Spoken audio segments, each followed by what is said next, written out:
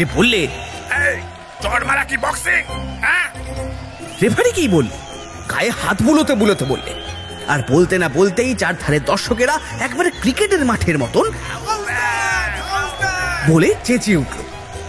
আর ও করলো কি, রেফারির কোনো বিচার করার আগেই নিজের ডান হাতের গ্লাভসটা খুলে ফেললো, ফেরে এগিয়ে এসে মুক্ত হস্তে আমার মুখের খানিকটা খামচে নিল একবার।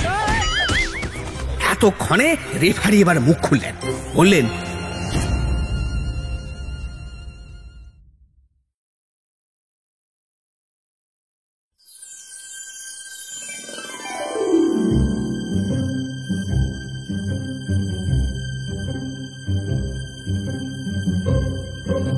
গল্পের দেশে আপনাদের নিয়ে যেতে আমরা আবার তৈরি। বিচিত্র এই দেশ রোমাঞ্চ এবং রহস্যে ভরা। সাহিত্যের এক বিপুল সম্ভার নিয়ে আমাদের বিশেষ প্রয়াস দ্য ওয়ান্ডার ইন বুকশেলফ। থাকবে বাংলা ও বিশ্ব সাহিত্যের ঝুলি থেকে বাছাই করা কিছু গল্প। আর আজ থাকছে শিবরাম চক্রবর্তীর লেখা চারটি গল্প একত্রে। গল্পগুলি হল মুষ্টিযোগ, লাভের বেলায় ঘণ্টা, ইচ্ছে পূরণ, নেমন্তন্ন আমার জন্য।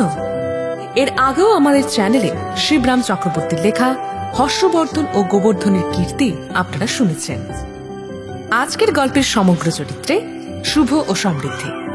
গল্পের আর্ট ওয়ার্কেরও সমগ্র পরিচালনায় আমি সমৃদ্ধি ও শুভ। তাহলে শুরু করা যাক আজকের গল্পগুলি।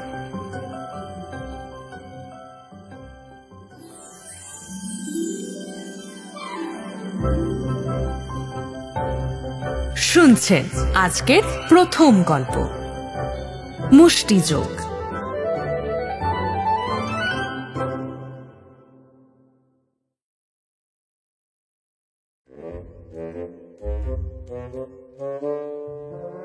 স্থানীয় ফার্স্ট এড সেন্টারের সাহায্যে কল্পে পাড়ার ছেলেরা একটা বক্সিং প্রতিযোগিতা খুলেছিল। আমাকে এসে ধরলো নাম দেওয়ার জন্য।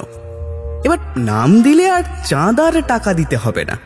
আমায় লোভ দেখালো আরো, টাকা লাগবে না অথচ নাম হবে, এই হেন সংযোগ কি কেউ ছাড়ে? এমন প্রলোভন দমন করা সকলের পক্ষেই শক্ত। কাজেই সহজেই আমি রাজি হয়ে গেলাম। কিন্তু নাম দেবার ভিতর যে এত লেখা ছিল তা কে জানতো। প্রথম রাউন্ডেই আমার নাম উঠেছে। খবর পেয়ে বেশ উৎফুল্ল বোধ করছি। কিন্তু এমন সময় হঠাৎ একটা খটকা লাগলো। রাউন্ড? রাউন্ড আবার কি? রাউন্ড কেন রে বাবা? আমার নাম তো বেশ লম্বা চওড়া, তার মধ্যে আবার রাউন্ড আসে কোত্থেকে? হ্যাঁ, এত গোলমাল কিসের জন্য? সবিশেষ জানতে হলো। কিন্তু জানতে গিয়ে যা জানলাম তা যদি আগে জানতাম। এ যা তা টুর্নামেন্ট নয়, একবারে বক্সিং টুর্নামেন্ট। এবার অমনি নাম দিলেই তো হয় না, নামতে হয়। 4 রাউন্ড খুশি খুশি নাম তামার ধর খাবার পালা। আর এই পালার শেষে সেমিফাইনাল হয়ে ফাইনালের চক্করে লড়তে লড়তে যেতে হবে। চক্রভেদ করে যদি ঘুষির লড়াইয়ে শেষ পর্যন্তও পৌঁছাতে পারি তাহলেও আমার এই চক্রবর্তী উপাধি সার্থক হবে। এই বলে ছেলেরা আমাকে উৎসাহ দিলে। কিন্তু এর ভেতর যে এত চক্রান্ত আছে সে কি আর আমি জানি? আমি বললাম, তাহলে কে এর মধ্যে আর মাথা গলায় না, মানে শখ করে বয়সেও তো মাছ ধরতে খেতে পারবো না। আর তাছাড়া এই বয়সে তো ওইসব ছাড়ো ছাড়ো ছাড়ো ছাড়ো। খ্যাতির খাতিরে অনেক কিছুই করা যায়, মরতেও রাজি অনেকে। কিন্তু নামের জন্য জাহান্নামে যেতে তৈরি থাকলেও এই মার খেতে আমি কিছুতেই পারবো না। বক্সিং এর চৌহদ্দির ভেতর হাতে নাগালে পেলে ধরে বেঁধে বেধরক ঠ্যাঙায়, একবারে আশ মিটিয়ে হাতের সুখ করে নেয় আমি ভালো রকম দেখেছি। আর ওর মধ্যে ধরা দিতে আমি অন্তত নারাজ। পৈতৃক প্রাণ আর নিজের দেহ, তার মধ্যে যদি আমার নাক মুখ দাঁত চোখ সবই রয়েছে, এটা তো আর সাধ করে পরহস্ত করতে দেওয়াটা বোকামি। বেঘরে কিংবা মাথা ঘুরে পড়ে কি কেউ মারা যেতে চায় যে? হ্যাঁ, তো আমি পরিষ্কারই বললাম, না না না না না, কালি দিয়ে ভালো করে কেটে দাও দেখি আমার নামটা। আমার নামটা তোমার একটু কেটে দাও, এক্ষুনি দেবো কি লাল কালি দেবো? তারা বললে, আরে তা হয় নাকি? আরে আপনি নামছেন শুনেই তো সবার এত আগ্রহ। আরে আপনার নামে টিকিট বিক্রি হয়েছে, টাকা উঠেছে বিস্তর, শত শত লোক সেইখানে দেখতে আসবে। শোনো শোনো, এই তা আমি খুব ভালো করেই জানি, ঠিক আছে? তো আসবে যে তা আমার খুব ভালো করেই জানা কথা। আরে আমার উপর রাগ রয়েছে তো অনেক লোকের, এবার কেন যে সেটা বলতে পারবো না, কিন্তু বোট কথা তারা আমাকে ঠ্যাঙাতে চায়। এবার এমন সংযোগ তারা ছাড়বে কেন? ওদের একজন অন্তত আমাকে হাতে নাতে পেয়েছে আর হাড়ে হাড়ে শিক্ষা দিচ্ছে। এমন শখের দৃশ্য উপভোগ করতে তারা কি আর নাচতে পারে তোমরা বলো? আরে তা কি হয় দাদা, আপনি যদি সব বলেন। সবই তো বুঝলাম, কিন্তু পেটে খেলে তবেই তো পিঠে সয়। আরে বেশ, টিকিট বেচে আমাদের যে টাকা উঠেছে তার অর্ধেক না হয় আপনাকে দেবো, তার উপর আবার প্রাইজ কি? অর্ধেক টাকার উপর আবার প্রাইজ? আমার পক্ষে যেন এক সারপ্রাইজ। অর্ধেক রাজত্বের সঙ্গে গোটাক রাজকন্যা। বলি, কত উঠেছে? উৎসুক হয়ে আমি জিজ্ঞেস করি। কথাটা শোনার পর বলতে কি আমার একটু উৎসাহ হয়। ওরা জানায়, বেশ কয়েক হাজার। অবশ্যই আপনি যদি জিততে পারেন তবেই কিন্তু। যদি জিতি তবেই। আবার আমাকে মুশড়ে পড়তে হলো।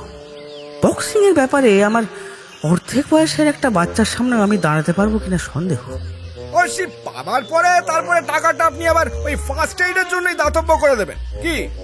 তারা কথাটা শেষ করে। বারে, তাহলে আমার কি লাভ? এত মারধর খেয়ে এত কষ্ট করে জিতে টিতে শেষটাই এই? হ্যাঁ, আরে আপনার নাম হবে যে, খুব নাম হবে। নাম হওয়াটা কি কম লাভ নাকি? আরে আপনি তো ফেমাস হয়ে যাবেন। ওদের সেই এক কথা, গোড়াতেও যা আগাতে এসেও সেই একই কথা। নাম মাহাত্ম আর আমার নামা বলি। দূর দূর দূর। তো বাড়ি ফিরে বিপদের কথা আমি বিনির কাছে পারলাম। মনে মনে ভাবলাম পালাই এখান থেকে। পাড়া ঠান্ডা হলে বক্সিং এর গোলমাল মিটে টিটে গেলে তারপর না হয় আবার ফেরা যাবে।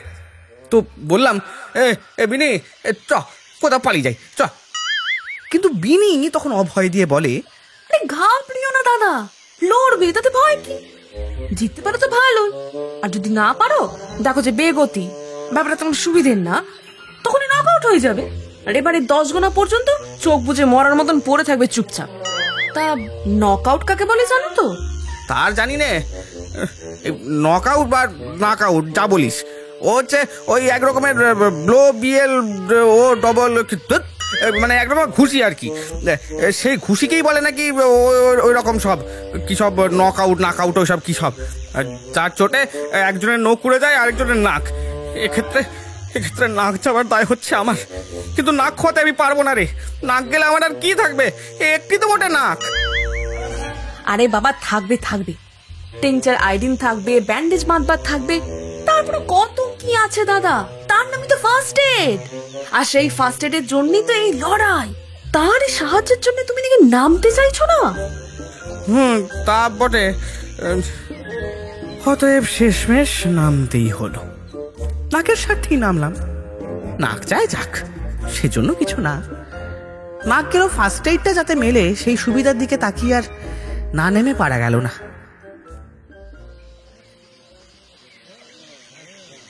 ব্যাডমিন্টন কোর্টের মতো একটুখানি জায়গা, চারধারে বেড়া দিয়ে বেশ মোটা কাছির দড়ি দিয়ে ঘেরা। পালাবো যে তার কোনো ওজো নেই। কি আর করার, বক্সিং গ্লাভস হাতে তার মধ্যে গিয়ে আমাকে উতরাতে হলো। ওদিকে আমার পাল্লাদারও নামলো। ইয়া সন্ডা আমার কাছে হারা। লোকটা পাড়ারই, আমার মুখ চেনা। পাশের বস্তির দস্তিদার না কি একটা যেন নাম। এর আগে হাতে কলমে কখনো আলাপের সংযোগ না ঘটলেও যেতে আসতে ওকে অনেকবারই দেখেছি। পাড়ার একজন পপুলার গুন্ডা যাকে বলতে গেলে। হাতাহাতির ব্যাপারেও শুনেছি সে নাকি অদ্বিতীয়। কি আর করার, যা থাকে কপালে। এবার ও নামতেই খুব হাততালি পেল, জোর হাততালি।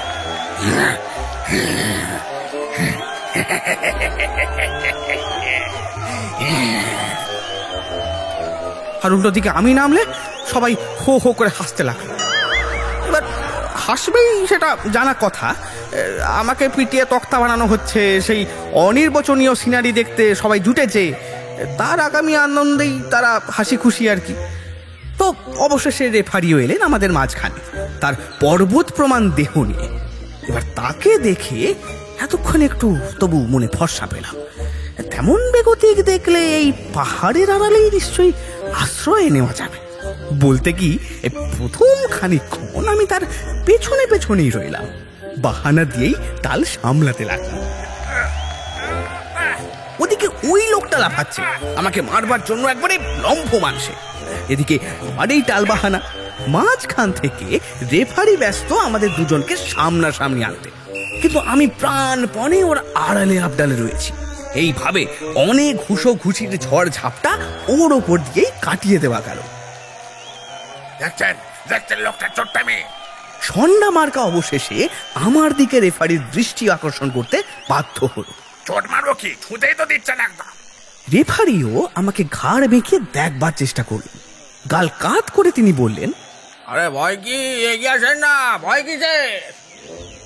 না, ভয় তো কিছুই নেই, সে তো আমি খুব ভালো করেই জানি। তবু তিনি এগোলেই তো আমি এগোতে পারি, আর তিনি পিছলেই আমাকে পিছিয়ে আসতে হয়।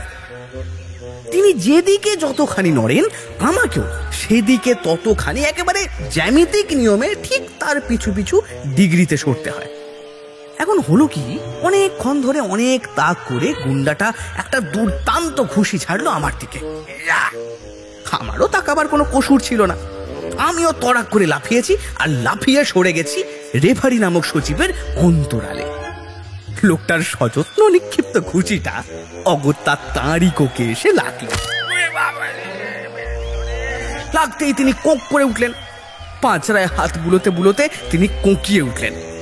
কিছুটা কটমট, কিছুটা কাতর চোখে এবার তিনি আমার দিকে তাকিয়ে বললেন, দেখো বাপ, ঘুষি দিয়ে কিন্তু ঘুষি সামলাতে হবে, আমাকে নয়, বুঝছো তো? বুঝেছি অনেক আগে, না খেয়ে যা খেয়ে উনি এখন টের পাচ্ছেন।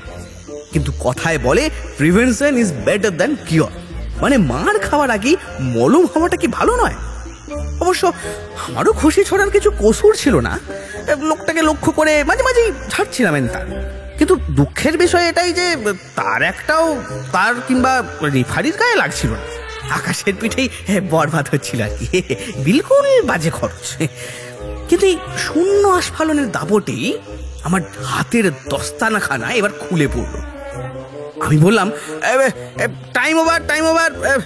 এই বলে মাটির থেকে দস্তানা কুড়িয়ে নিয়ে হাতে পড়ছি, অমনিও বললে, টাইম না তোর মুন্ডু। বলা আর সঙ্গে সঙ্গে আমার ঝুঁকে পড়া মাথার উপরে বিরাট এক গাঁটটা, রামগাঁটটা যার নাম। দস্তানা আটা মুঠোর সেই জবরদস্তি অন্যের মাথা হলে কি হতো বলা যায় না, কিন্তু আমারটা নিরেট বলেই রক্ষে হলো। কিন্তু তাহলেও আমার মাথার খিল গেল চুলকে। কাঠটা খেয়ে আমি গেলাম বিগড়ে। কে না বিগড়য়? আমার ছিল খোলা হাত। রাগের মাথায় ছুটে গিয়ে খালি হাতে তার রগের উপর বিরাশে শিকের একটা চড় কষিয়ে দিয়েছে। সে বললে, চড় মারা কি বক্সিং? রেফারি কি বললে? গায়ে হাত বুলোতে বুলোতে বললে। আর বলতে না বলতেই চারধারে দর্শকেরা একবারে ক্রিকেটের মাঠের মতন বলে চেঁচিয়ে উঠল। আর ও করলো কি, রেফারির কোনো বিচার করার আগেই নিজের ডান হাতের গ্লাভসটা খুলে ফেললো। ফেরে এগিয়ে এসে মুক্ত হস্তে আমার মুখের খানিকটা খামচে নিল একবার। এতক্ষণে রেফারি এবার মুখ খুললেন, বললেন, এই বক্সিং কথাটার বুৎপত্তি আমি ঠিক বলতে পারবো না। খুব সম্ভব এটা এসেছে বক্স থেকে, মানে বাক্স থেকে। আমার ধারণা আগে ওই বাক্স ছুঁড়ে মারামারি ছিল, কালক্রমে সেসব জিনিসই কেমন কমে আসে। আগে 2 টাকায় কষের ছিল, আর এখন কষের ভাবুন তো। সেই হিসেবে বাক্স আস্তে আস্তে তুরঙ্গ, পোর্টম্যান্টো, কাশ বাক্স থেকে ক্ষয়ে ক্ষয়ে হাত বাক্স দেশে দাঁড়ালো। বাড়ি একটা সিন্ধু কিংবা আলমারি কি স্টিল ট্যাঙ্ক ছুঁড়ে মারাচ্ছে ওই ওই ওই হাত বাক্স লাগানো ঢের সোজা। এবার সাথে হালকাও বলতে হয়। অবশেষে হাত বাক্স থেকে এলো ওই হাতের গ্লাভস। এরপর আমার সিদ্ধান্ত এই যে শুধু হাতে বক্সিং কিছুতেই হতে পারে না, দস্তানা নিয়ে মারাটাই দস্তুর, ব্যাস। সন্ধ্যা মার্কা মন দিয়ে তখন রেফারির মন্তব্য শুনছিল, আর সেই সংযোগে তার ওই হাঁ করা আবহাওয়াতেই আমার হাতের দস্তানা আমি হাঁকড়ে দিয়েছি শটান তার মুখের ওপর। দস্তানা খেয়ে সেও চুপ করে থাকবার ছেলে নয়, সেও হচ্ছে দস্তিদার, সেও তার দস্তানা চালিয়েছে। তখন দস্তুর মতন একেবারে গ্লাভ ফাইট। তারপর আর হোমিওপ্যাথি ডোজের শূন্য আস্ফালন নয়, একেবারে অ্যালাপাথারি চিকিৎসা। আমার হাতে অ্যালাপাথি আর ওর হাতে কবরেজি। হাকিম দাওয়াই আর মিষ্টি শরবত না, রীতিমতন তিক্ত ব্যাপার, পাঁচন আর মুষ্টি চোখ। বক্সিং খতম হলে ছিন্ন ভিন্ন দশায় টলতে টলতে আমি বাড়ি ফিরলাম। ঠোঁট কেটেছে, নাক ফেটেছে, তবে একেবারে আউট হয়ে যায়নি। কিছুটা চুল উঠে গেছে, কালটাও চটে গেছে একটু, যদিও আমিও চটেছি কম না। তিনটে দাঁতও নড়ছিল, আর খাড়ের কাজটা একবারে গেছে ছড়ে, আর কানটা লাল, মলার জন্য নয়, ওই দস্তা খাতে লাল বলাই বাহুল্য। নড়বড় করতে করতে এলাম, বিনি তো আমাকে দেখেই একবার আটকে উঠলো। কি দাদা, এই দশা তোমার করলে কে? বক্সিং আর দোস্তিতে এমনই হয়ে থাকে রে বোন। আমি বললাম, ফকনো কণ্ঠেই বললাম, আমরাই করেছি, কে আর করবে। নাক ফেটে চলছে, ঠোঁট কেটে রক্ত পড়ছে, একটা কান রক্তাক্ত, কি সর্বনাশ! আর কি দেখেছিস, সর্বনাশের এখন হয়েছে কি? এখন কাল আবার আমাকে লড়তে হবে সেকেন্ড রাউন্ডে আরেক স্বর্ণা মার্কার সাথে। মানে সবাই বললে আমি নাকি জিতে গেছি।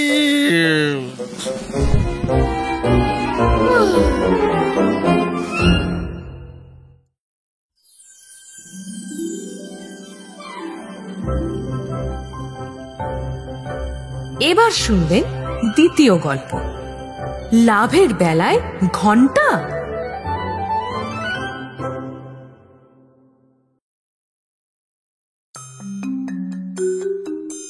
ঘাটশিলার শান্তি ঠাকুর বলেছিলেন আমায় গল্পটা, ভারী মজার, দারুণ এক দুর্দান্ত ছেলের কাহিনী। যত রাজ্যের দুষ্টু বুদ্ধি খেলতো তার মাথায়। মুক্তিপদ তার নাম, আর দুষ্টুমিরাও যেন পদে পদে মুক্তি পেত ওর থেকে। আর হাতে হাতে ঘটতো যত অঘটন। এইরকম অযথা হস্তক্ষেপ আর পদক্ষেপের ফলে একদিন যা একটা কাণ্ড ঘটল। গায়ের শিব মন্দিরের ঘন্টাটার উপর তার ভারী লোভ ছিল অনেক দিনে। শিব ঠাকুরের মাথার উপর ঘন্টাটা থাকতো ঝোলানো। শিবরাত্রির দিন ওটাতে দড়ি বেঁধে দেওয়া হতো। ভক্তরা সেই দড়ি ধরে টান মেরে একবার করে বাজিয়ে যেত সেই ঘন্টাটা।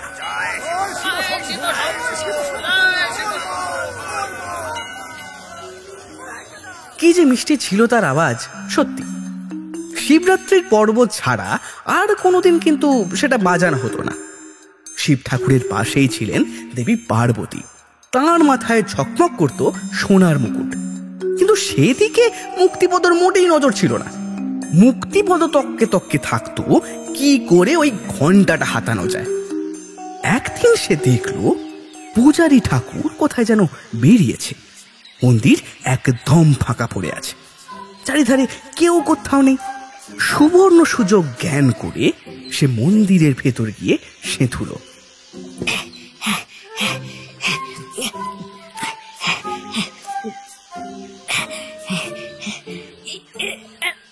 কিন্তু হাত বাড়িয়ে দেখে যে ঘন্টাটা তার হাতের নাগালের বাইরে। যতদূর তার হাত যায় তার থেকেও এক হাত ছাড়িয়ে সেটা উপরে রয়েছে। ওটাকে পাড়ার জন্য সে অনেক চেষ্টা করলো এবং শেষে একবারে শিবলিঙ্গের মাথার উপরে খাড়া হলো।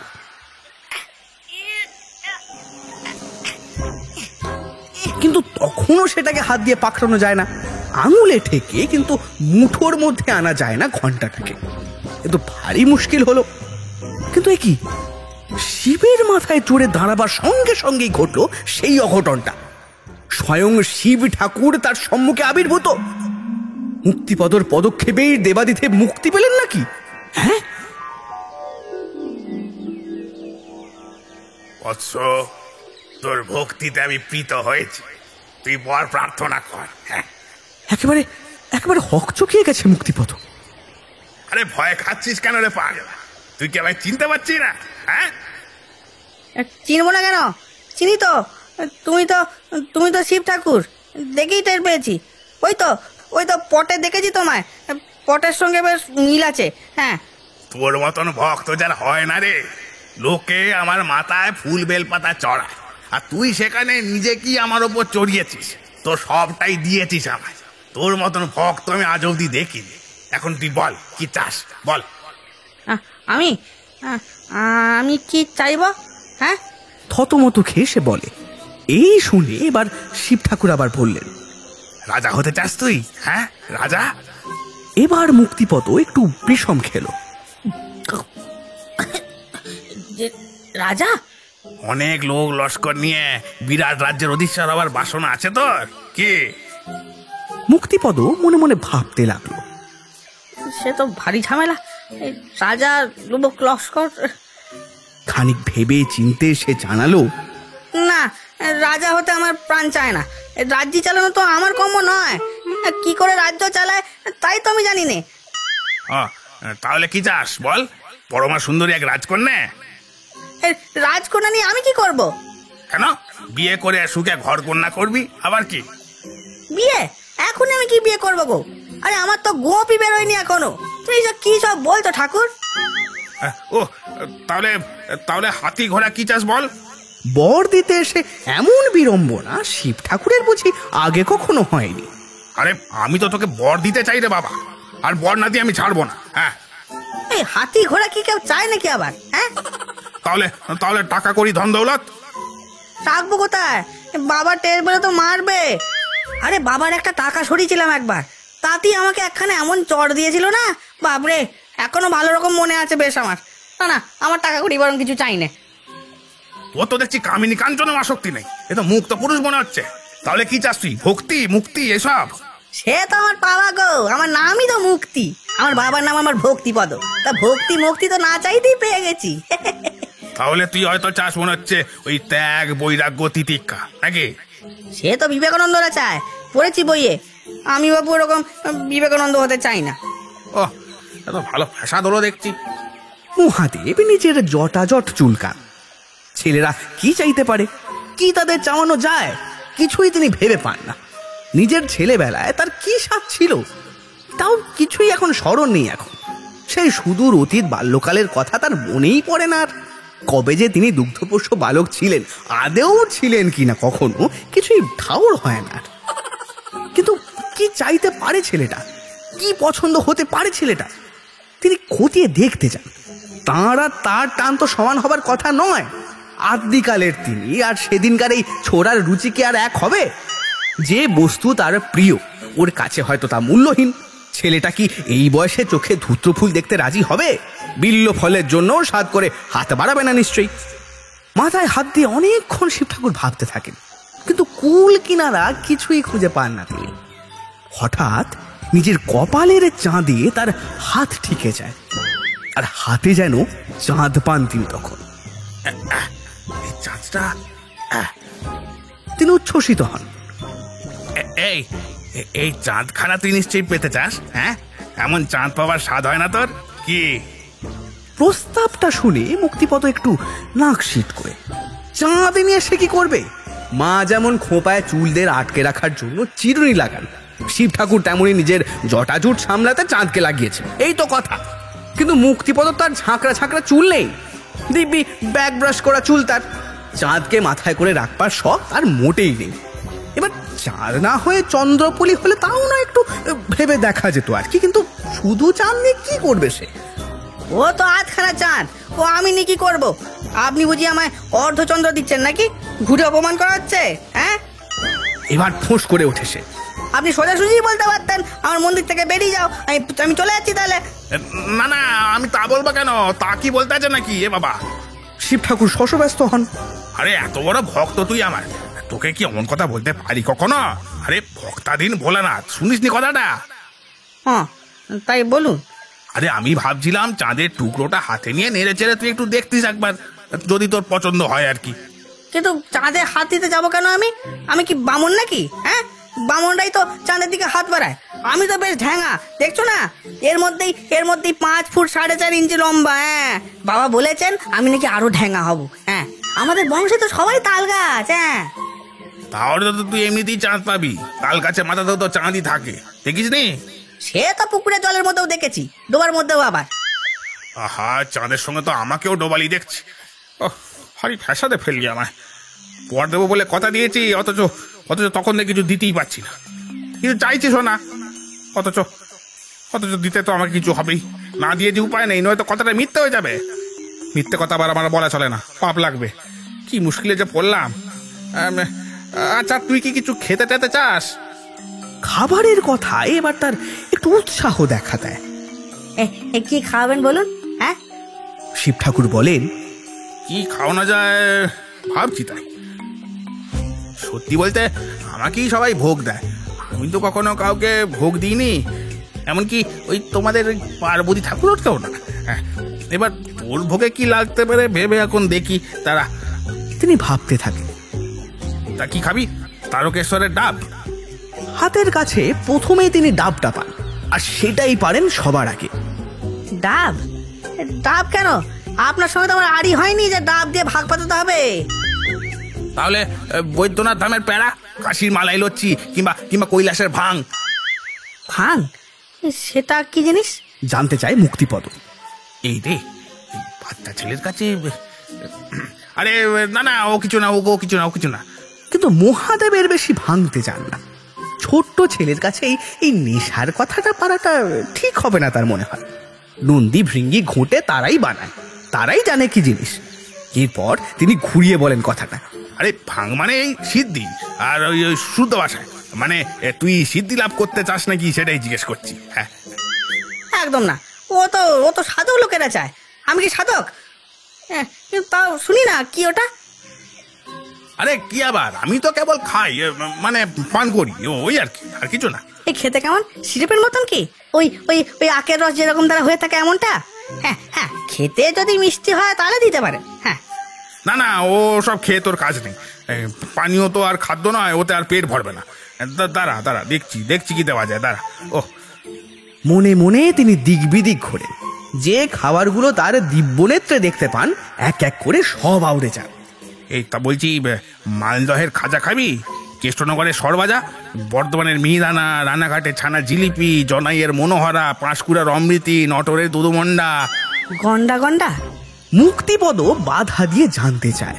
যত চাস তত পাবি, বাগবাজারের রসগোল্লা, ভীমনাগের সন্দেশ। শিব ঠাকুরের আর ফিরিস্তি ফুরোয় না। তোর কটা চাই, কি চাই, সবটা আমায় খুলে বল, ব্যাস। আমার জন্য হয়রান হয়ে ঘুরে ঘুরে আপনি জোগাড় করবেন, আমার তার দরকার নেই। আমার সব চাই না। তার চেয়ে আপনার হাতের কাছে যা আছে তাই দিন আমায়। হাতের কাছে? এই এই পার্বতী দেবীর ওই স্বর্ণ মুকুটটা চাই নাকি? হ্যাঁ, তিনি দেবীর দিকে এবার হাত বাড়ান। না না, সোনার মুকুট না, আমি কি করবো? ও তো আর পরাও যাবে না, আর পড়তে গেলে তো আমার মাথায় লাগবে। তাছাড়া মুকুট পরে বেরোলে পাড়ার ছেলেরাই বা কি বলবে? আরে আরে, তো কি চাই তোর বল না ভাই, ছেড়ে খাস না। আপনার মাথার উপরে যে ঘন্টাটা, ওইটা আমি চাই। ওইটা আমায় একটু পেরে দিন। বাঁচালে বাবু। বলে হাঁপ ছেড়ে মহাদেব ওর হাতে সেই ঘন্টাটা তুলে দেন। দিয়েই মহাদেব অন্তর্ধান হন। মুক্তিও ঘন্টা নিয়ে লাফাতে লাফাতে মন্দির থেকে বেরিয়ে আসে।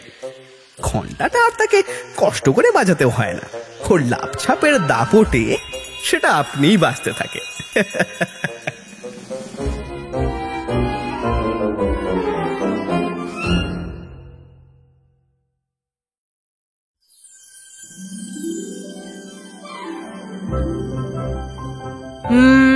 এবার 3 নম্বরের পালা।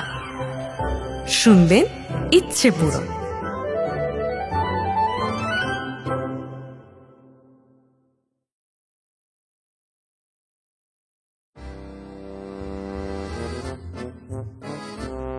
সকালের কাগজটা খুলতেই বিজ্ঞাপনের খবরটায় নজর গেল। হারাইয়াছেন একটি প্রায় বৃদ্ধ ভদ্রলোক, বেঁটে এবং লম্বা, দাঁত নেই, চুল নেই, শরীরে তেমন শক্তিও নেই। মোটের ওপর প্রায় সব কিছুই তিনি হারিয়েছেন। সংবাদ দিলে কৃতজ্ঞ থাকব। ফোন নম্বর 713। এক নজরেই বুঝেছি যে সবকিছু খোয়ানোর পরও নিজেকেও খোয়ালেন যে ভদ্রলোক, তিনি আমাদের আলুমেশো ছাড়া আর কেউ নন।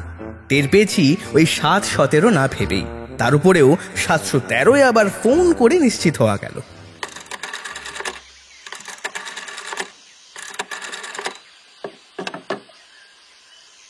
হ্যালো আলুমাসি। কি বলছিস বল? কি হলো আলুমেশোর? সবকিছু হারিয়েছেন, তারপর নিজেকেও হারিয়েছেন আবার। এইসব কি সব লিখেছো? নিজেও হারিয়ে গেলেন শেষটায়। খবরের কাগজে দেখেছিস তাহলে বিজ্ঞাপনটা? হ্যাঁ দেখলাম তো, পড়েই মালুম হয়েছে যে উনি আমাদের আলুমেশো ছাড়া আর কেউ নন। কিন্তু খটকা লাগলো এক জায়গায়। ওই বেঁটে এবং লম্বাটা কি, মানে একাধারে বেঁটে আর লম্বা হয় নাকি? হয় নাকি তার মানে? হ্যাঁ, ওই রয়েছে যে।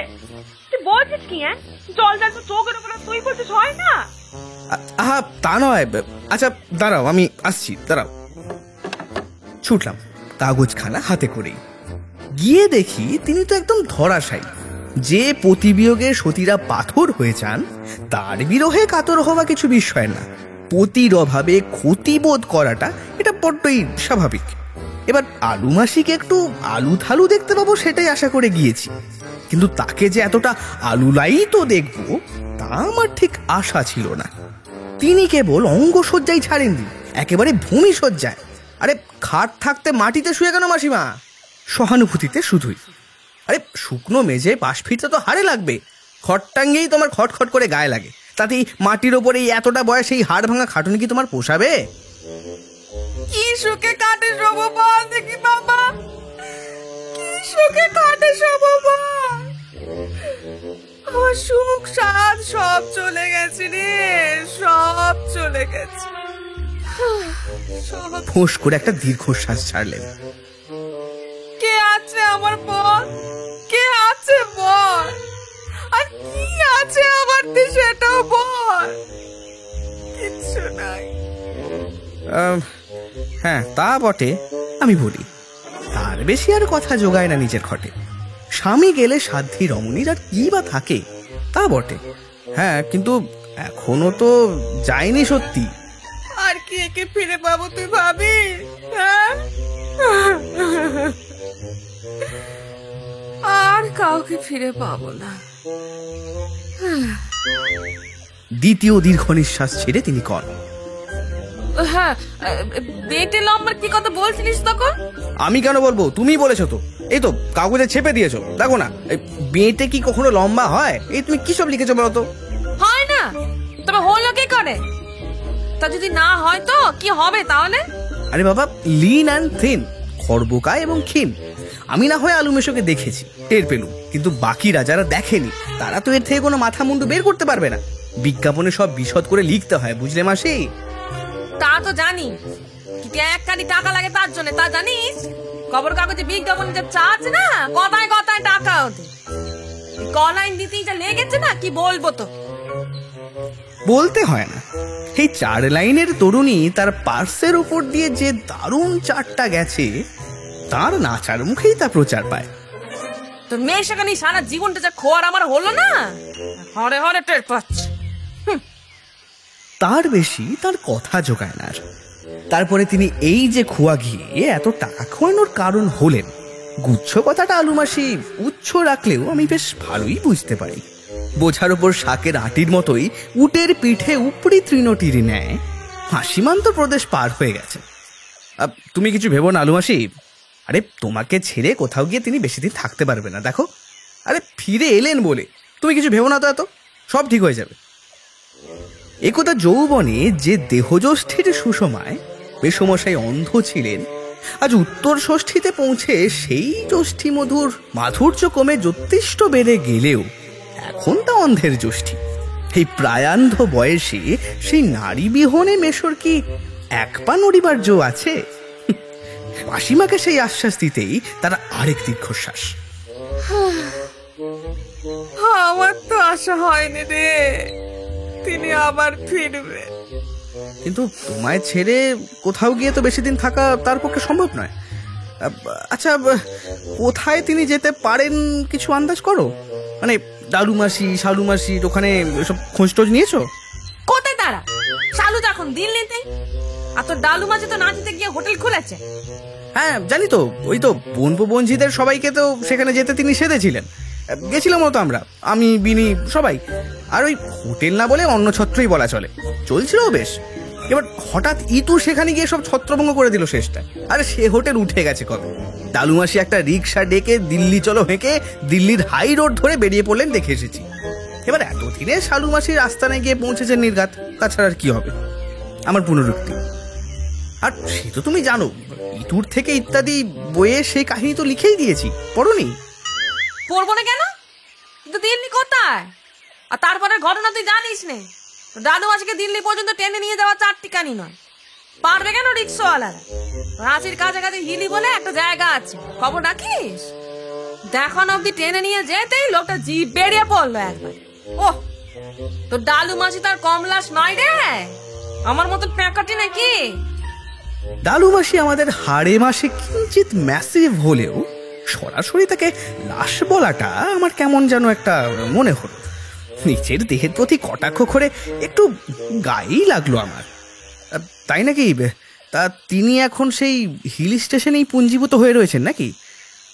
আমার কথাটার কোনো জবাব না দিয়ে সুদীর্ঘ নিঃশ্বাসে নিজের নাসিকা পথে যে ঘূর্ণিবার্তা তিনি ছাড়লেন, আমাকে উল্টে ফেলে সেই অনুনাসিক ঝাপটার নাসিক শহরে পৌঁছানোর কথা।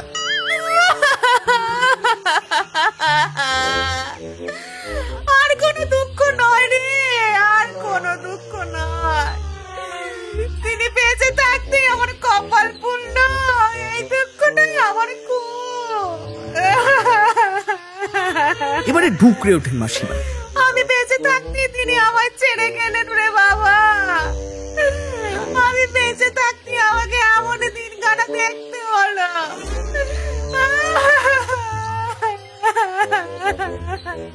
কোথায় যাবেন আর আবার আমার সান্ত্বনা দেন। কিছুদিনের জন্য একটুখানি ওই মুখ বদলাতে গেছেন বোধ হয় কোথাও। কি মুখ বদলাতে? হ্যাঁ, কেন? না না না, কেন কেন কেন? আমি কি এতই খারাপ হয়ে গেছি নাকি দেখতে? আমার মুখের দিকে চোখ তুলে তাকানো যায় না নাকি আর?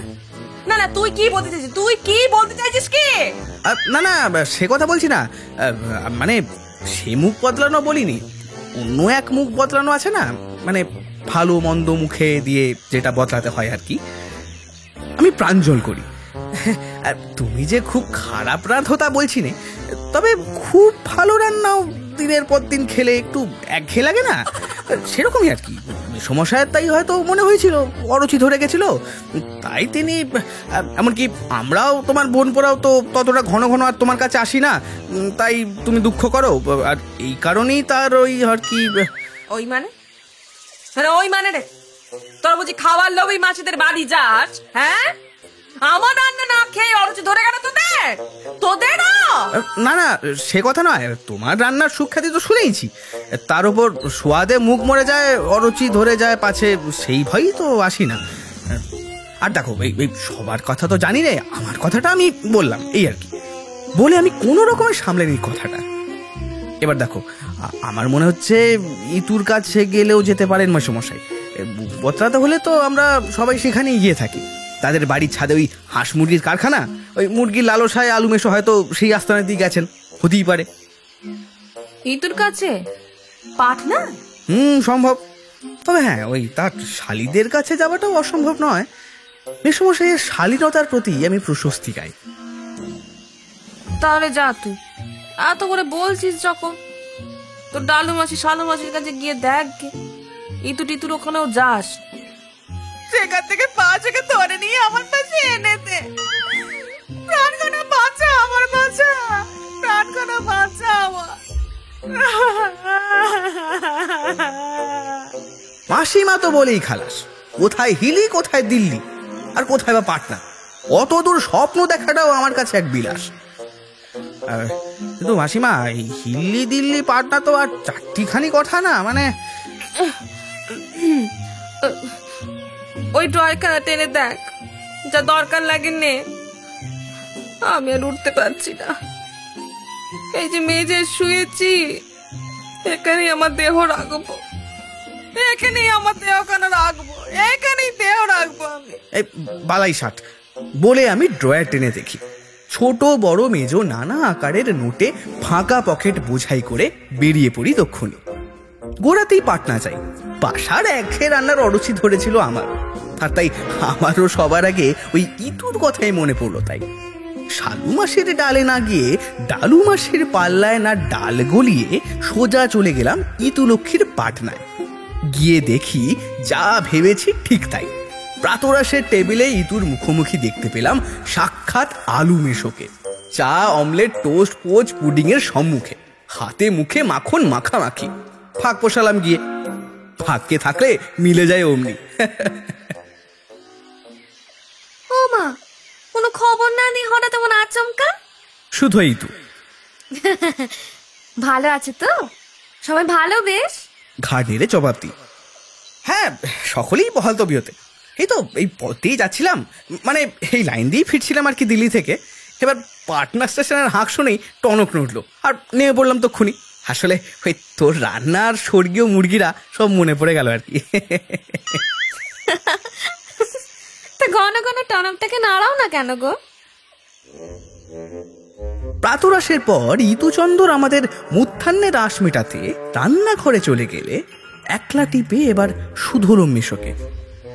এই মেশো, ও মেশো, এই আলু মাসি নিরুদ্দেশের বিজ্ঞাপনটা দেখেছো? দেখেছি, কিন্তু আমি আর মুখ হচ্ছি না বাবা।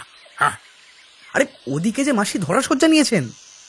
নিনকে আমি আর ওই ধরা বাঁধার মধ্যে যাচ্ছি না। হ্যাঁ, আরে মাসিমা কি তোমাকে বেঁধে রাখেন নাকি? আরে ধরা বাঁধা খাওয়া, দিনের পর দিন খালি ওই আলু আর আলু, আলুকে দেখে দেখে আর আলু চেকে চেকে জীবনটা আমার আলুনি হয়ে গেল। অরুচি ধরে গেছে আমার।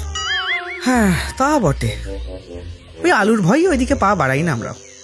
আলুর প্রতি মাসিমা দরদ যে একটুখানি বেশি তা মানি, তা নাকি ওর সেই ছোটবেলার থেকেই ওই রকম শুনে আসছি। তাই তো ওই আলু নামটা সেই দিকেই চালু হয়ে গেছে। চালু বলে চালু, ভাতে আলু, ডালে আলু, তরকারিতে আলু, ঝালে ঝোলে অম্বলে আলু, আলু পোস্ত, আলু চুস্ক, আলু ছেঁচকি, আলু ছেঁচড়, আলু মরিচ, আলুর পায়েস, আলুর হালুয়া, এমনকি আলু ভাজার ওপর আলুর পাঁপড়, কিছুই বাদ নাই গো। আর আলু কাবলি মেসমশাই, সেটা কি খেতে ভালো নয়? কি বলুন? কেবল আলু কাবলি হলেই তো রক্ষে ছিল, আলু বেলুচিও আবার। লুচির মধ্যে আলু পুড়ে কি করে যে পারে খোদাই জানে। আলুর পুর দেওয়া সেই লুচিকে বলে কিনা আলু পুরি। খেয়েছিস কখনো? ডাল পুরির মতোই অনেকটা, এমন অখাদ্য না, খেলে মাথা ঘুরবে তো। আলুর প্রতি মাসিমা একটু দয়ালু তা জানি, তাই বলে মাসিমাকে তুমি একবারে ত্যায্য পুত্তর করে দেবে? এটা মানে তা সেই আমাকে ত্যায্য পুত্তর করে দিক না। আমি তাই এখানে মুখ বদলাতে এসেছি। আমি আর ওর সম্মুখে যাচ্ছি না। হ্যাঁ সে ঠিক দিয়ে মুখ বদলাবার জায়গা এটা বটে। হিতুর মুখখানা তো এখনো চাঁদ পানা, তাই না? তার উপর ওই টুলটুলি ঘুলঘুলিকেও বলতে হয়, একবারে ওরই আদলে বানানো নয়?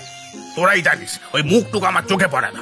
যা কিছু পড়বার তাই আমার এই মুখেই পড়ে, এই মুখে। বলেই পুডিং এর তালটা সেই মুখে তিনি সামলালেন।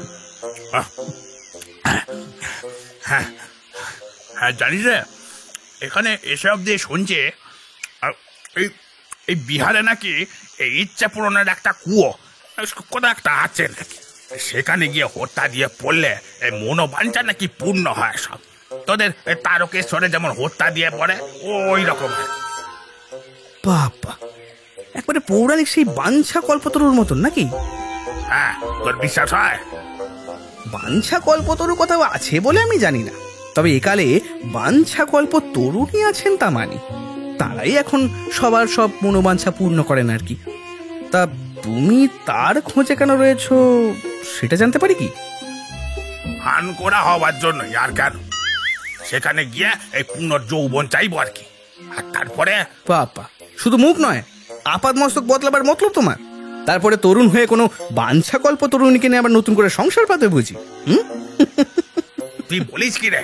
দিল্লির লাড্ডু খাবার জন্য আবার মুখ বাড়াবো? হ্যাঁ, তিনি গালে হাত দেন, নিজের গালে। হ্যাঁ সেটা এমন কি খারাপ সমস্যা? নতুন ঘর নিয়ে নাচাও আলিমাসিকেও তোমার সঙ্গে নাও না কেন? দুজনেই আগা পাঁচতলা বদলে নতুন করে লাগাও ফের আবার। কি সে কথাটা বন্ধ না। তবে তুই আবার চ না কেন আমাদের সঙ্গে? হত্যা দিবি কুয়োতলায় গিয়ে। কিসের জন্য? পুনর্যৌবন? হ্যাঁ, পার্থক্য কষ্টদায়ক তা জানি, কিন্তু যৌবন জ্বালা যে বেজায় তাও আমার বেশ জানা আছে মেসমশাই। তার থেকে থাক, তা আমার চাই না। হ্যাঁ, তবে হ্যাঁ, ওই পুনর্কৈশোর যদি পাই তবে আবার সে বয়সে বেশ শোরগোল হতো আর কি। আর বাঞ্ছা পূরণের কথা যখন বলছো, কোনো মনোবাঞ্ছাই আমার অপূর্ণ নেই তেমনটা। সব স্বাদই বলতে গেলে এক প্রকার মিটেইছে। সব রকম আস্বাদই পেয়েছি অল্প বিস্তর, তাই আর অন্ধ কুভতা হতে যাবো কোন দুঃখে? না যাস নাই যাবি, বেশ ফিরে গিয়ে তোর মাসিকেই পাঠিয়ে দে না হয়। আমি ওদিকে কুয়োটার বরং খোঁজ খবর নিচ্ছি, কি বলিস? কলকাতায় ফিরেই মাসিকে গিয়ে খবরটা দিলাম। দিতেই তিনি টেলিগ্রামের মতোই দিল্লি এক্সপ্রেস ধরতে ছুটলেন তক্ষুনি। হনজ দিল্লি দূরস্থ, আর সেই পথেই তো পাটনা। তাকে দুরস্থ করতে হলেও তড়ি ঘড়ির দরকার। দিন কতক বাদে আলুমেশোর খবর পেতেই ছুটে গিয়েছি তাদের নিউ আলিপুরের আস্তানায়। আলুমেশো ঠিক সেই রকমটাই আছেন, আলিপুরের মতনই। তাতে নিয়ত কোথাও দেখাই গেল না। তো নিউজ চাইলাম। তা কেমন আছে ওরা? যেমন থাকে, দস্তুর মতন দিব্যি, বহাল তবিয়েতেই সব। তা আলু মাসিকে দেখছি না, থেকে গেলেন নাকি সেখানে? হ্যাঁ, তা বলা যায় একরকম। শোন বলছি, মনোবাঞ্ছা পূর্ণ করতে সেই কল্পতরু কুয়োর কাছে গেছি দুজনে। রাজগীরের কাছাকাছি গভীর গহনের ভেতরে সেই কুয়োটা, বুঝলি তো? হত্যা দিয়েছিলে তোমরা? আরে হত্যা ফত্যা দিতে লাগে না, সেই কুয়োর জলে মুখ দেখলে মনে মনে চাইলেই নাকি তা ফুলে যায়। হ্যাঁ, সত্যি নাকি? মিথ্যে নয় তো বলেই মনে হচ্ছে। ভয় চলে কি শুনতে হবে। গেলাম দুজনেই কুয়ো তলায়, মুখ বাড়িয়ে তাকালাম আমরা। কত স্পর্শী কুয়ো, জলটা এত তলায় যে ভালো করে মুখও দেখা যায় না। যাই হোক, সেই আবছা আবছা জলের আবছায়ার উপর যেটুকখানি মুখের ছায়া পড়লো তা দেখলাম। আলু মাসিও দেখলো? দেখলো বই কি, আরো ভালো করে দেখবার জন্য যেই না ঝুঁকেছে, আমি সাবধান করতে গেছি, এই করছো কি, ব্যাস ভ্যানিশ। ভ্যানিশ মানে? যেই না বলা অমনি ছপা। ছপাং? তার মানে? কি আর করব, কি আর বলবো। তার মানে তোর মাসি সেই কুয়োর একেবারে তলায়। সত্যি বলতে সব ইচ্ছা পূরণের কিংবদন্তি বিশ্বাস করিনি গোড়া। তোর মতন আমারও সন্দেহ ছিল, কিন্তু চোখের ওপর দেখে না এখনো এমনটা ঘটে থাকে। মনের ইচ্ছা ফুলে যায় হাতে হাতে, সত্যি মিথ্যা নয় মোটে। কিন্তু দেখলাম এখনো ফুলে যায়, সত্যি। নিজের চোখের ওপর দেখলাম তো, যা চাইছিলাম আর কি। চাচলে মানে? মানে আর কি, তোর মাসি চোখের বাইরে চলে গেল দেখতে না দেখতে, সত্যি সত্যি। ব্যাস ওই ছপা।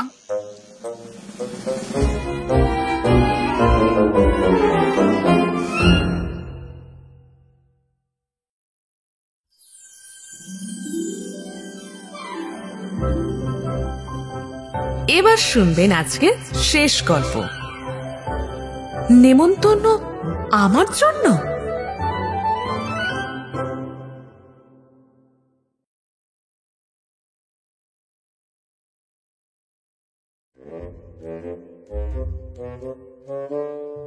মা বলতেন, শোন বাবু, না কে না কখনো নেমন্তন্ন যাবিনি, কোথাও না, কখনো না। আমি বলতাম, সে কি কথা মা, আরে খাবার জন্যই তো নেমন্তন্ন খাওয়া, এবার সেখানে খেয়ে দিয়ে যাওয়ার কি কোনো মানে হয়? খেয়ে নেমন্তন্ন যাওয়াটা আবার কি? আমার তো ধারণা নেমন্তন্ন যেতে গেলে আগের দিন থেকে একদম বিলকুল না খেয়ে থাকতে হয়, এমনকি কুলটি পর্যন্ত না। আরে তবেই না পরের দিনে চঞ্চনে খিদে নিয়ে নেমন্তন্নের পাতায় চব্য চস্য লেজ ছোপেও উপাদেয় ইত্যাদির ওপর হুমড়ি খেয়ে পড়া যায়, আগা পাঁচতলা ঠেসে আসা যায়, তারপর যা থেকে কপালে আর কি। বলেছিলাম মাকে। কিন্তু কিন্তু কেন মা, তুমি এমন কথা কেন বলছো? হ্যাঁ, মা বলেছিল গেলেই দেখবি, বুঝতে পারবি তখন যে হ্যাঁ বলেছিল মা। কি বুঝবো মা? নেমন্তন্ন বাড়ি গিয়ে দেখবো পাতা পড়া দূরে থাক, পাত্তাই নেই কারো, সব টুটু, সবাই হাওয়া। তা কি বলছি নাকি? তবে কি আমার আগেই খাইয়ে রেখে চেটেপুটে সব সাফ করে দিয়ে গেছে নাকি? তাই বলছো তো? সবই মানে খাদ্য সব হাওয়া, তাই তো? তাহলে তো তখন হাওয়া খাওয়াই সার, গিয়ে হাওয়া খেয়ে ঘুরে আসো, এই বলছো তো? কিন্তু আমি তা হতে দেবো কেন মা? আমি তো সবার গোড়ায় গিয়ে পাতায় বসে থাকবো ক্ষণ। এবার নিমন্তন্ন যারা খাওয়ায় তার সে যতই সর্বনাশ হোক না কেন, যারা খেতে যায় তাদের তো পৌষ মাস, ষোষ পিঠে খেতে গিয়ে উপোস পেটে কি কেউ ফিরে আসে কখনো? তাই কি কোনো হয় মা? হ্যাঁ, বলছি তো গেলেই দেখবি, সব বুঝবি। এতদিন সত্যিই বুঝতে পারিনি, কিন্তু মার কথাটি যে কত খাঁটি সেটা টের পেলাম সেদিন। সত্যি মার দরদ যেমন মাসিতেও বেশি ফলাও, তেমনি তার কথাটা বাসি হলেই ফলে বেশি, মিথ্যে না। মায়ের কথাটা ঘড়ির কাঁটায় কাঁটায় সত্যি হয়ে কদিন আগেই ফলেছে, আর সেই কথাই এখন আমি বলছি। আরে নতুন রেস্তোরাঁ খুলছি ভাই। নিবারণ এসে ধরলো আমায়। এই নেমন্তন্ন করতে এলাম ভাই, তাই। নিমন্ত্রণের কথায় লাফিয়ে উঠলেও মার কথাটা মনে পড়ায় আবার বসে পড়লাম। ক্ষীণ স্বরে বলি, বলো কি? হ্যাঁ গো হ্যাঁ, সবই পাবে আমার রেস্তোরাঁয়। হ্যাঁ, হাতের খাদ্য তালিকা থেকে সে উদাহরণমালা উদ্ধার করতে থাকে। চপ, কাটলেট, কারি, কোরমা, মামলেট, ফিশ ফ্রাই, মাটন আর পাটান। তাছাড়া তোমার জন্য আবার স্পেশাল দো পেঁয়াজিও রয়েছে। হ্যাঁ, আরো পেঁয়াজি ছাড়ার আগে আমি বাধা দিয়ে জানতে চাই, দাদা দাদা এই পাঠনটা কি? আরে পাঁঠা পাঁঠা, সাদা বাংলায়, ইংরাজি করে পাঠন বলছি, সহজ যাতে বুঝতে পারো। হে, তারপর আবার তোমার এই কাটলেট আবার দু রকমের, বুঝলে তো, চিংড়ির আর চ্যাংড়া। হ্যাঁ, চ্যাংড়ার তার মানে? আমি ভরকাই, পাড়ার ছেলেদের আড়ালে আপটালে ধরে ধরে কাটছে না কেউ? শুনেছি অনেক রেস্তোরাঁয় লুকিয়ে লুকিয়ে কুকুর বেড়াল পাচার করে দেয়, কিন্তু ছেলে পিলেরা সিনেমায় সিনেমায় ঘুরে বেড়ালেও আর তার হিন্দি গান ম্যাও ম্যাও করে সুরে ছাড়লেও এই বিড়ালের মধ্যে তাদের আর যাই হোক গণ্য করাটা ঠিক নয়। এবং আমার ধারণায় এক পরীক্ষার খাতা ছাড়া ছেলেরা আর সর্বত্রই অকাট্য। আরে চিংড়ির কাটলেটই, তবে আমাদের এই চ্যাংড়াদের জন্য স্পেশালি বানানো আর কি। চ্যাংড়া যারা, তারা চিংড়ির পিছনে ছুটবে, সেটা স্বাভাবিক, সস্তাও চাইবে আবার, তাই তাদের জন্য এই কুচো চিংড়ির কাটলেট, আর তোমাদের জন্য এই বাগদার আর গলদা, বুঝছো তো? তবে তোমাদের জন্য আবার অন্যরকম আছে, ব্রেস্ট কাটলেট, কি বুঝলে? আমি বলি, ব্রেশ, বেড়ে আর বেশ একসঙ্গে পাকিয়ে বেরেশ বলতে গিয়ে সন্ধি সূত্রে ব্রেশ হয়ে ওর কাটলেটের মতোই গলার থেকে বের হলো আমার। পেঁয়াজি থেকে দো পেঁয়াজি সব পাবে, পটেটো চপ থেকে পটেটো চিপস সব আছে, যা চাও। এমনকি তোমার রাম পাখিও। হ্যাঁ, এবার রাম পাখির নামে আমার কেন জানি রাম পাখা গচায়, তখনই উড়ে যেতে চায় ওর ওই পাকিস্তানে। আরে যেও না যেও, হ্যাঁ, দেখবে তখন রাম পাখিরা কেমন উঠছে আমার রেস্তোরাঁয়। হ্যাঁ, আরে আসতে না আসতে উড়ে যাচ্ছে, পাকঘরের পরে টেবিলের প্লেটে, প্লেটের থেকে পেটে পেটে, ব্যাস দেখতে না দেখতেই উদাও। হ্যাঁ, হাসতে হাসতে সে যায়। তা কবে যেতে হবে? আমি শুধুই, খুলছে কবে তোমার? আরে খোলাই তো আছে রেস্তোরাঁ, তবে পয়লা বৈশাখে এই শুভ উদ্বোধন কিনা সেদিন অনেক রকম খাবার দাবার হবে, বিস্তর খদ্দের আসবে সেদিন রেস্তোরাঁয়। হ্যাঁ, কিন্তু আমার তো তেমন রেস কোথায় ভাই? পকেটের দিকে লক্ষ্য রেখে আমি একটু গুঁই গুঁই করি। তোমার মতন খাদ্যর দাম দেওয়ার কি আমার সাধ্য আছে? মানে আরে দাম দিতে হবে না গো তোমায়, অন্তত সেদিনটা নয়। আরে তোমাকে নেমন্তন্ন করছি না আমি, প্রধান আতিথ্য তোমার জন্য। সেদিন তুমি আমার অনুষ্ঠানের প্রধান অতিথি, এই যেতেই কিন্তু হবে তোমায়, এই বলে দিচ্ছি। তারপর আর নিবারণকে নিবারণ করা গেল না। নিবারণ তো দুর্নিবার, কোনো বারণই সে কোনোদিন মানে না। মার কথাটা মনে রেখেও নিজেকে মানা করা শক্ত হলো আমার। হেমন্তন্য, তাও আবার আমার জন্য, ভাবতেও প্রায় আপাতমস্তক লালায়িত হয়ে উঠল। আগা পাঁচতলা উৎসুক, আমি সেদিনকার প্রধান অতিথি, অথচ আমার কোনো তাই নেই আদৌ, না বক্তৃতা দেবার না দাম। ভয় খাবার কিছু ছিল না, তার বিস্তার একটুখানিও ভয়ালো নয়। এবার এ প্রধান অতিথি তো আর সে প্রধান অতিথি নয়। সভা সমিতির প্রধান অতিথি হতে গেলে যেসব ধাক্কা পোয়াতে হয়, এখানে তো তার কিচ্ছুটি নেই। গলাবাজির ব্যাপারই নেই কোনো, শুধু গলা দিয়ে গলিয়ে তলার দিকে চালিয়ে দেওয়া কেবল, ব্যাস। হ্যাঁ, মুখের কাজ বটে, কিন্তু মুখর হয়ে নয়, উন্মুখ হয়ে আধমুখে সারবার। মুখের সঙ্গে হাতাহাতি, হাতের সাথে মুখোমুখি, গলার সঙ্গে ঢলাঢলি আর ঢালাও কারবার, এক নাগাড়ে, এই তো ব্যাস। তো সেবার পয়লা বৈশাখ ছিল শুক্রবার, গুড ফ্রাইডে ঠিক 7 দিন বাদ। এবার নিবারণের সৌজন্যে এটাকে বেটার ফ্রাইডে বলা যেতে পারে, কিংবা ফিশ ফ্রাইডে, যাই বলা যাক। তো আগের দিন থেকেই তোড়জোড় করতে লাগলাম। বৃহস্পতিবার বেলা পড়তে না পড়তেই আমার খাবার বেলা বরবাদ। যখন তখন গিয়ে টুকটাক মারবার জন্য বাসার রান্নাঘরে যাত্রা নাস্তি।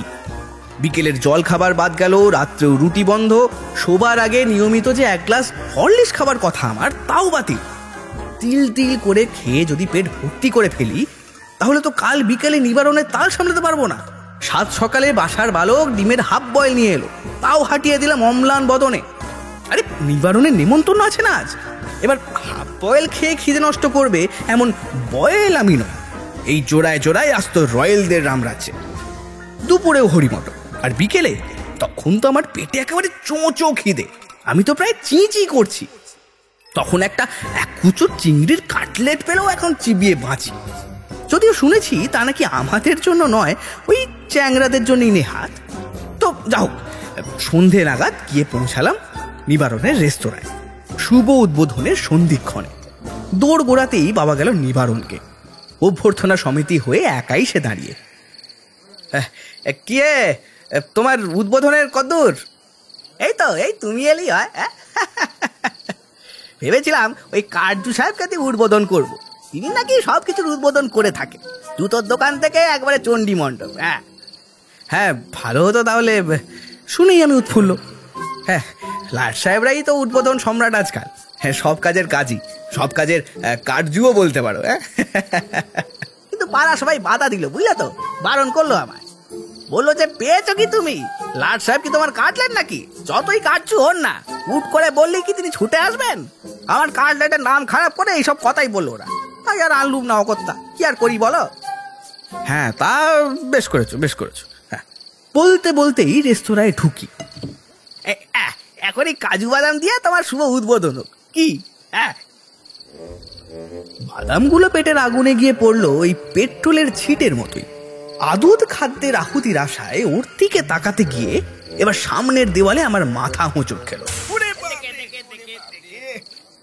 সেখানে একটা কার্ডবোর্ড লটকানো, আর তার গায়ে বড় বড় করে লেখা, আজ নগদ কাল ধার।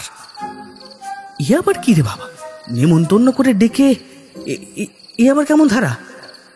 মুখে না বলে ঘুরিয়ে বলা সম্মুখে, এবং আবার ওইভাবে ডেকে এনে ডকে তোলা, এ কি রকমের ভদ্রতা মশাই? হ্যাঁ, ভাবলাম রেস্তোরাঁর অন্য ধারে গিয়ে বসি, যাতে ওটা আমার চোখে না পড়ে, মানে চোখটাকে একটু পীড়িত করে। কিন্তু তাতেই বাকি, স্মৃতিশক্তি বলে তো একটা জিনিস আছে। এবার যে ধারেই বসো তোমাকে নগদ বসতে হবে, ধারে খেয়ে যাওয়া তার চলবে না। কথাটা মনের মধ্যে গদের মতো হিঁটে বসে থাকে, সেখান থেকে মোছা যায় না কিছুতেই। ভাবলেই খিদে আমার মাথায় উঠে যায়। দেওয়ালের মাথায় তাকিয়ে আছি, খেয়ালের মাথায় ওরও চোখ পড়েছে। তখন বললো, হ্যাঁ ভাই, ওটা লাগাতে হলো বাধ্যই। আরে আগে আমি দমদমের দিকটা চায়ের দোকান খুলেছিলাম, জানো তো? হ্যাঁ, জানি বই কি, সায় দিই আমি। সেখানকার সেই দমাদ্দম মার খাবার কথাটা আমার মনে পড়ে গেল। মারটা যদিও ওর পিঠেই পড়েছিল, কিন্তু অমন পৃষ্ঠপোষকতার চর্চা আমি কখনো ভুলতে পারি না। ভুল করে নিজের পিঠেই হাত বুলিয়ে নিয়ে একবার। হ্যাঁ, সে তো বেশ মনেই আছে। হ্যাঁ, তা ভাই সেখানকার লোকে ধারে খেয়ে দিয়ে একবারে বসিয়ে দিল আমায়। এই বন্ধুদের ধার দিলে তার একদম ধার দিয়ে মারায় না, জানো তো? বিশেষ করে এই কাঁচের বন্ধুগুলো ধার দিয়ে যাবেই না, শুধু হবে কি ছাই, ধারে ঘেঁষেই না একদম। তাই সেই দমদমের মতো এখানেও আর ধার করে খাওয়ালে কি কোনোদিন উদ্ধার পাবো? তোমাদের বন্ধুত্ব আমি অমূল্য জ্ঞান করি, বুঝলে কিনা? এবার তার উপর যদি তোমরা ফের সব ধারে খাও, তারপর তার মূল্য তো ধীরে ধীরে সব বেড়েই যাবে দিনকে দিন। তখন সেই বন্ধুত্বের ঋণ কি কোনোদিন শোধ করা সম্ভব হবে কারো? না ভাই, তার থেকে বহুমূল্য বন্ধুত্ব আমি খোয়াতে পারবো না, আমাকে তোমরা মাফ করো, এই কথা। নিবারণের অমন বক্তৃতার পর একটু পকেট হাতড়াতে হলো আমার। নিবারণের নয়, নিজের টাকাটা শিখেটা 2 নয় 5 নয় মিলিয়ে গোটা 5 কাছে সেখানে আঁচ পেলাম। কিন্তু তাতেই কি আঁচাতে পারবো, বেরোতে পারবো আঁচিয়ে? ও তো আমার অমূল্য বন্ধুত্ব খোয়াতে পারবে না বলেই খালাস। এদিকে খেতে এসে আমার কি খোয়ারটা বলো দেখি। হ্যাঁ, তারপরে আবার দেওয়ালের দিকে তাকালি, নজরানার ঘোষণাটা বারবার নজরে পড়তে থাকে। দূর। হ্যাঁ, ঠিক কথা। বন্ধুকে বন্ধু না রাখলে আর কেই বা রাখবে? তা আনো তোমার খাবার, নগদ, কুছ পরোয়া নেই। দেখি তোমার খাদ্য তালিকা আজকের, দেখি। পকেট থেকে সে বার করলো তার খাদ্য তালিকা। দেখে নিলাম, যা বলেছিল তাই। পটেটো চপ থেকে পটেটো চিপস, কি নেই তাতে। খাদ্যের তাল সামলে এগুলা চিপ চপ ইত্যাদি সব। চুপচাপ ফাউল রোটের তলায় দাগ মেরে দিলাম ওর হাত ছেড়ে। এইটাই আনো আগে, নাও। রোস্টের ফরমাস দিয়ে রেস্ট নিচ্ছি, কিন্তু নিচ্ছি ফেরার তো নাম নেই নিবারণের। এতক্ষণ ধিকি পেটের মধ্যে ধুনি জ্বলছিল, এতক্ষণে বেড়া আগুনের ন্যায় দাউ করে জ্বলতে লেগেছে। কিন্তু কোথায় নিবারণ? মুরগি হাটার দিকে মুরগি আনিয়ে জবাই করে কাবাব বানিয়ে সে আনছে নাকি এতক্ষণে? টেবিলের ওপর পড়ে থাকা কাগজগুলোকে নিয়ে একটু নাড়াচাড়া করি, নতুন আর পুরনো খবর যত রাজ্যের। পাটনার আকাশ থেকে নাকি মাছ পড়েছে, ওধারে মাছের বর্ষণ আর এধারে কলকাতার বাজারে মাছের ছিটে ফোটা হলো, সে খবরটাও সেই সঙ্গে দেওয়া। কলকারখানায় ধর্মঘট, ধর্মতলায় কর্মখালির খবর, ইত্যাদি ইত্যাদি যা আছে। খানিকক্ষণ পরে নিবারণ ফিরে এলো তালিকা হাতে। আমার সামনে পেন্সিল দিয়ে কেটে দিল রোস্টের নাম তার তালিকা থেকে। নেই ভাই, কেটে দিলুম, এই ফুরিয়ে গেছে আমার রোস্ট। ও বেশ, তাইলে নিয়ে এসো তোমার সেই ব্রেস্ট কাটলেট, ব্রেস্ট চিজ কী সব ছিল না, তাই খাবো। চলে গেল নিবারণ দাগ মারা তালিকা হাতে। আবার বসে আছি, পড়ছি খবরের কাগজ। পণ্ডিত নেহেরুর পায়ে নাকি কড়া পড়েছে, ম্যাট্রিকে অঙ্কের প্রশ্ন নাকি দারুণ করা হয়েছে এবার, পরীক্ষার হলেও সব বেজায় কড়াকড়ি। পড়তে পড়তে পণ্ডিতজির পায়ে কড়া পড়ার কথা ভাবি। গরম কিংবা ঠান্ডা কি ছিল কড়াটা কে জানে, কিন্তু তার পায়ে কেন সেটা পড়াতে গেল? হাতে ধরে রাখবার শক্তি ছিল না নাকি? না থাক, কিন্তু কড়াটা তার হয়ে ধরবার কোনো লোক ছিল না। সে কি এত বড় মানুষ, কড়াটার কোন চাকরি রুমে দাঁড়িয়ে ছিল কিনা কে জানে, তাহলে অমন করে তার পায়ে পড়তে যাওয়া কেন? না ভাই, কাটলেটটাও নেই। নিবারণ এসে আবার জানায়, ফুরিয়ে গেছে সব, আসলে ভারী কাটতি তো আমার কাটলেটের। সঙ্গে সঙ্গে তালিকার থেকে কাটলেটের নাম কাটা পড়ে। তালিকাটা তার হাত থেকে নিলাম এবার। তারপর দেখলাম আবার খুঁটিয়ে খুঁটিয়ে, নিজের বেশি ক্ষতি না করে কি কি খাওয়া যায় তা বেশ খতিয়ে দেখি। আচ্ছা, এই একটা মটন চাপ খাওয়া যাক, কি বলো? মটনের চাপ সইতে পারবো তো? আরে শরীরে না মহাশয়, যা খাবে তাই সয় বলে নিবারণ ফের খুঁত করে। তবে তোমার কথা কইতে পারি, তোমার তো ভাই শরীর না একেবারে কলে বল। হ্যাঁ, বলে সে আবার চলে যায়। আবার সেই মন দিয়ে পড়ছি কাগজ। কবেকার কে জানে, আগ্রার নাপিতেরা নাকি কামাতে রাজি নয়, বিদেশি টুরিস্টের নাকি বেজায় অগ্রগতি, কলকাতায় পশ্চিমীরা এসে নাকি দাড়ির থেকে টাকা কামায় বেশি, নানা খবর। এবার আমাদের টাকা করি যে কোন দিকে উড়ে যায় তার কোনো টের মেলে না। কি আর করি, আমি সেই না কামানো গালেই হাত নিয়ে ঠাবড়াই। হঠাৎ নিবারণ এসে হাজির, এবারও খালি হাতে। এই না গো, মটনটাও নেই, একবারে ফুরুত। পাঠন আনবো? পাঠার চপ? তাই আনো। মটন চাপের নাম কাটন গেল তালিকা থেকে। মটন খেতে পাঠন আনতে ছুটল সে। আবার আমার সেই কাগজের পাঠ, কোথায় যেন ব্যাংক পড়তে পারছে না, উড়ে যাচ্ছে প্লেটে প্লেটে। এদেশের ব্যাংক নাকি বিদেশে গিয়ে ডলার আমদানি করছে বেজায়, ওদিকে ব্যাংকে লড়াই, টাকা ব্যাংকে জমান, এই বিজ্ঞাপনটাও দেখলাম। আবার বহুক্ষণ বাদে ফেরত এলো নিবারণ। বলি কি, তোমার পাঠনও শেষ আর কি, মানে নেই? তাহলে মানে অন্য কিছু? জানালো এসে পত্রপাঠ। এই দাও, আমায় দাও। তালিকাপত্র ওর হাত থেকে নি। এবার আমি নিজে কাটি। তালিকার পিঠে পাঁঠার চপের উপর পেন্সিলের কাটারি বসাই, কেটে দিই ভালো করে, খিচিমিচি করে, বেশি করে কালো করে তালিকাটাকে তালাক দিই। আসলে ভারী কাটতি তো ভাই আমার দোকানে, বুঝতেই পারছো। কৈফিয়ত সুরে সে বলে, হ্যাঁ তাই আমি কাটলাম, আমার হাতেও কিছু কাটতি হোক নাকি? ভালোই করেছো, তবু যাই হোক একটু বউনি হলো তোমার হাতে আর কি। বলে আমার হাতের থেকে তালিকাটা নিল। বেশ, তা কি আছে তোমার রেস্তোরাঁয় তাহলে? হ্যাঁ, পেটের জ্বালায় আমি বলে উঠি, পটেটো চপ, পটেটো চিপ, দো পেঁয়াজি, এক পেঁয়াজি, যা থাকে। আর কিছু না থাকে তোমার পেঁয়াজি কিছু ছাড়ো না হয়? দেখি কি আছে, দাঁড়াও আমি দেখে এসে বলছি, দাঁড়াও। বলে সে ফের উধাও। তার কথা অবশ্য আমি দাঁড়াই, বসেই থাকি। বসে বসেই হাতে পায়ে খিল লাগার জোগাড়। এরপর তো ফের দাঁড়াতে হলেই আবার হয়েছে, মাথা ঘুরেই পড়ে যাবো আর কি। তাই আর কি করি, আবার সেই পড়াশোনায় মন দিই। যতক্ষণ আর কি খিদেটা ভুলে থাকা যায়, কাগজ চাপা দিয়ে নিবারণ করা যায় যতটা আর কি। কালোবাজারে বেজায় দর, পড়ি খবরের কাগজে, ভালো জিনিসের কদর নেই, জিনিসের দর চড়ছেই, লেখাপড়ার চর্চা কমছে, শিলচরের এক ছাত্রী তার মাস্টারনিকে কিল চর ছুঁড়ে বসিয়েছে, কি সব না করেছে সব জানা গেল। এইসব পড়ে মাথায় একটা আইডিয়া এলো, এই নিবারণকে চপেটা ঘাত করলে কেমন হয়? ওর পটেটো চিপের এক ঘা কষে একবার ওর মুখের ওপর বসে। গরমে তখন মাথা আমার একদম ঝলসে উঠেছে। এবারে কতগুলো কিশোর পত্রিকা নিয়ে এলাম। সম্পাদকের কাছে পাঠানো আমার সমস্ত কবিতা অমরণিত। সন্দেশ, মৌচাক, শুকতারা, সর্বত্র সমান তাড়না আমার। সুখ নেই জীবনে কোনো, আমার কোনো জায়গাতে নেই। সব ধাঁধার উত্তর আমার রং, এমনকি রোশনাই রং মশালেরা। কেউ নাম ছাপায় না। গ্রাহকেদের গ্রাহক হওয়া, দেখছি এখন কি আর করা যায়। এত রং নাম্বারের উপর এবার নিবারণ ঢং করে এসে দাঁড়ায় সেখানে, আবার সেই খালি হাতে। তবে একেবারে হাত খালি নয়, ওই পেন্সিল আর খাদ্য তালিকাখানা রয়েছে তার মধ্যে, যত সব। বলছি কি, ভারী দুঃখের বিষয় ভাই। মুখ ভার করে শুরু করে সে আবার। ব্যাস, কিচ্ছু বলতে হবে না।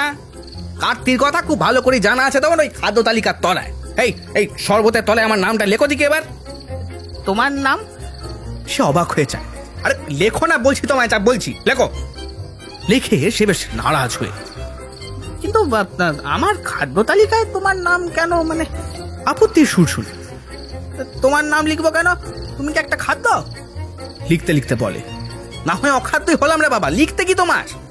আমি কই যত খাদ্যই হই, খেতে তো পারছে না কেউ। লেখো তুমি, লেখো। নিবারণ লিখলো। লিখেছ? এবার কেটে দাও, কেটে দাও, বেশ করে পেন্সিল দিয়ে কেটে দাও। আমি বলি, বেশ ভালো করে কাটো, একবারে খিচি খিচি করে কাটো, কাটো পামটা কাটো। তার মানে অনেক হয়েছে, আমাকে আর খাওয়াতে হবে না, আমিও এখন আর এখানে নেই। নিবারণ কিছুটা চমকেছে, একটু ভয় পেয়েই কাটতে আর দ্বিধা করে না। এতদিন ধরে খাদ্যের কাটাকাটিতে ওর হাত তো বেশ বাধ্যই হয়েছিল। সঙ্গে সঙ্গে আমিও কেটে পড়ি গড় গড় করে। খিদে পেট নিয়ে তখন কান্না পাচ্ছিল আমার। সারা রাস্তা কাঁদতে কাঁদতে এলাম বলতে চলে। মনে পড়ছিল মায়ের সেই কথাটা। মা বলেছিল, ঠিকই বলেছিল, ওরে বাবু না খেয়ে নেমন্তন্ন খেতে যাসনি। তখন শুনিনি, কিন্তু আজকে বুঝতে পারছি ঠিক করিনি। মা ঠিকই বলেছিল, ঠিকই বলেছিল মা।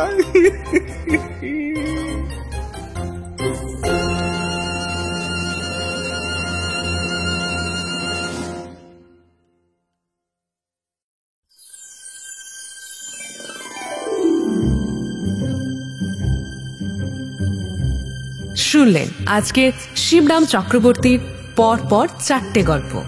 মুষ্টিযোগ, লাভের বেলায় ঘণ্টা, ইচ্ছে পূরণ এবং নেমন্তন্ন আমার জন্য। আজকের গল্পের সমগ্র চরিত্রে শুভ ও সমৃদ্ধি। গল্পের আর্ট ওয়ার্কেরও, সাউন্ড ডিজাইনে শুভ, ভিডিও এডিটিংয়ে মলয়, সমগ্র পরিচালনায় সমৃদ্ধি ও শুভ। আজকের গল্পটি শুনে ভালো লেগে থাকলে অবশ্যই লাইক ও শেয়ার করুন এবং আমাদের চ্যানেলকে সাবস্ক্রাইব করুন। আপনাদের বিভিন্ন মতামত আপনারা কমেন্ট করেও আমাদের জানান। ফিরে আসবো পরের সপ্তাহে আরও এক রোমাঞ্চকর গল্প নিয়ে। শুনতে থাকুন দ্য ওয়ান্ডার ইন বুকশেলফ।